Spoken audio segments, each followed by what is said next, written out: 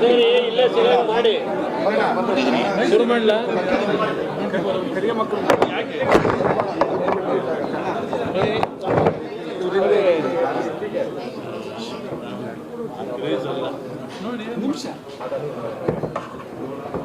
ಇವತ್ತಿನ ದಿನ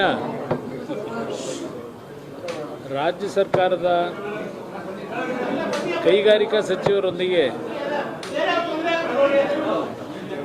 ರಾಜ್ಯದಲ್ಲಿ ಹಾಗೂ ವಿಶೇಷವಾಗಿ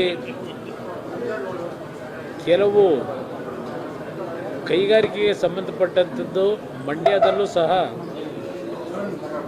ಜನತೆಯ ನಿರೀಕ್ಷೆ ಏನಿದೆ ಆ ಭಾಗದಲ್ಲಿ ನನ್ನನ್ನು ಆಯ್ಕೆ ಮಾಡಿದ ಮೇಲೆ ಆ ಹಿನ್ನೆಲೆಯಲ್ಲಿ ಇವತ್ತು ರಾಜ್ಯ ಸರ್ಕಾರದ ಕೈಗಾರಿಕಾ ಸಚಿವರ ಜೊತೆ ಸರ್ಕಾರದ ಹಲವಾರು ಇಲಾಖೆ ಅಧಿಕಾರಿಗಳೊಂದಿಗೆ ಒಂದು ಸಭೆಯನ್ನು ಕರೆದಿದ್ದಾರೆ. ಆ ಸಭೆಯಲ್ಲಿ ಭಾಗವಹಿಸಲಿಕ್ಕೆ ಇವತ್ತು 2 ವರ್ಷಗಳ ನಂತರ ವಿಧಾನಸೌಧದ ಈ ಒಂದು ಕೆಂಗಾಲರ ಮಂತ್ರಿಯವರು ಕಟ್ಟಿರ್ತಕ್ಕಂಥ ನಮ್ಮಗಳ ಜನಪ್ರತಿನಿಧಿಗಳ ಒಂದು ಕೆಲಸ ನಿರ್ವಹಣೆ ಮಾಡ್ತಕ್ಕಂಥ ಒಂದು ದೇವಾಲಯ ಅಂತಕ್ಕಂಥದ್ದು ಭಾಳ ಜನ ಹೇಳ್ತಾರೆ. ನಾನು ಅದನ್ನೇ ಹೇಳಲಿಕ್ಕೆ ಬಯಸ್ತೀನಿ.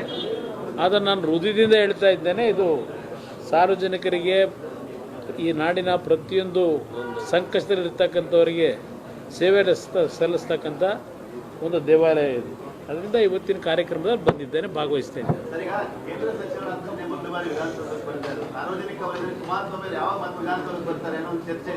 ನೋಡೋಣ, ಅದೆಲ್ಲ ಭಗವಂತ ನಿಗದಿ ಮಾಡ್ತಾನೆ.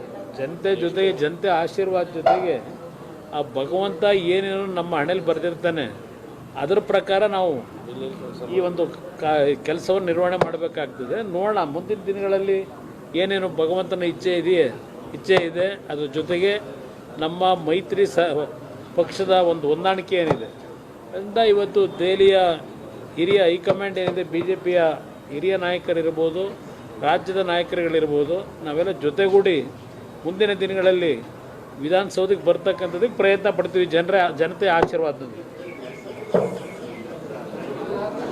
ಶಾರದಾ ಮೇಡಮ್ ಕರೆ ಮಾಡಿ.